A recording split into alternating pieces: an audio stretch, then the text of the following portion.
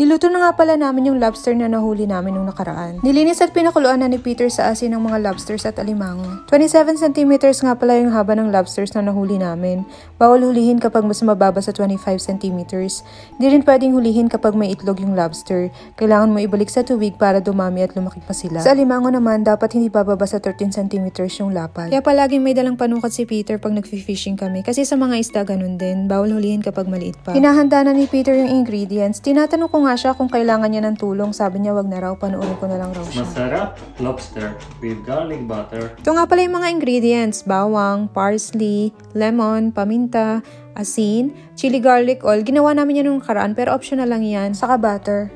Pinaghalo-halo na ni chef yung ingredients. Sinalang niya sa low heat para raw matunaw na yung butter. Nire-ready niya na yung lobster. Actually, pinagluto niya na rin ako na to dati. Nakahuli rin kasi siya ng lobster last year, tapos freeze niya. Hinintay niya ako makabalik ng Norway, sa kanya niluto para daw sabay kaming kakain. Feeling ko nga umaba ng 10 times yung buhok ko nun charot.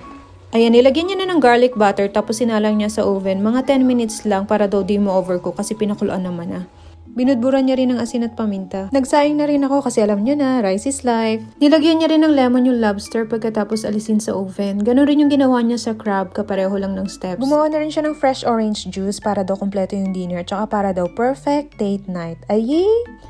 At eto na, kain na. Talaga namang excited ako. Tara, kain tayo! Ayun, sana nag-enjoy kayo. Thank you for watching. Please follow for more. Ingat!